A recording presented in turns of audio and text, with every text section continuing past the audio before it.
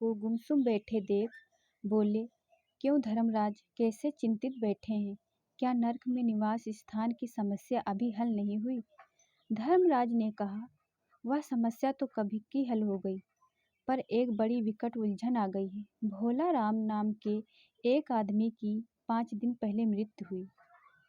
उसके जीव को यहाँ दूत ला रहे थे कि जीव इसे रास्ते में चकमा देकर भाग गया।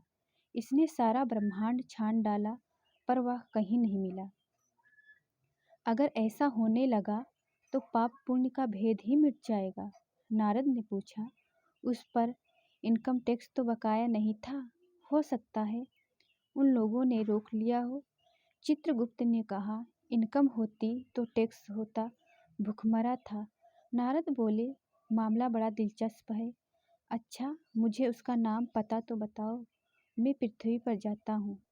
चित्रगुप्त ने रजिस्टर देखकर बताया, भोला राम नाम था उसका। जबलपुर शहर में घमापुर मोहल्ले में नाले के किनारे एक 1.5 कमरे के टूटे फूटे मकान में वह परिवार समेत रहता था। उसकी एक स्त्री थी, 2 लड़के और एक लड़की।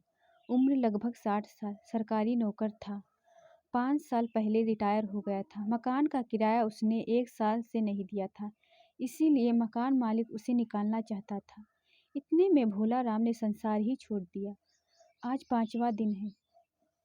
बहुत संभव है कि अगर मकान मालिक वास्तविक मकान मालिक है तो उसने भोला राम के मरते ही उसके परिवार को निकाल दिया। इसीलिए आपको परिवार की तलाश में काफ़ी घूमना पड़ेगा।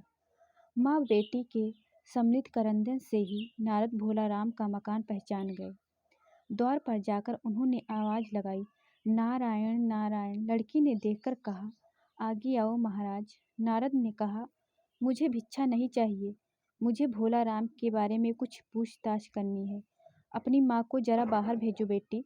भोला राम की पत्नी बाहर आई। नारद ने कहा, माता, भोला राम को क्या बीमारी थी?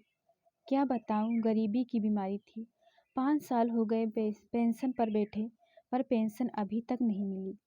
हर 10-15 दिन में एक दरख्वास्त देते थे, पर वहाँ से या तो जवाब आता ही नहीं था, और आता तो यही कि तुम्हारी पेंशन के मामले पर विचार हो रहा है। इन 5 सालों में सब गहने बेचकर हम लोग खा गए, फिर बर्तन बिके, अब कुछ नहीं बचा। फाके होने लगे थे। चिंता में घुलते घुलते और भूखे मरते मरते उन्होंने दम तोड़ दिया। नारद ने कहा, क्या करोगी माँ, उनकी इतनी ही उम्र थी। ऐसा तो मत कहो महाराज, उम्र तो बहुत थी। 50-60 रुपया महीना पेंशन मिलती तो कुछ और काम कहीं करके गुजारा हो जाता, पर क्या, 5 साल नौकरी से बैठे हो गए और अभी तक एक कौड़ी नहीं मिली। दुख की कथा सुनने की फुर्सत नारद को थी ही नहीं। वे अपने मुद्दे पर आए।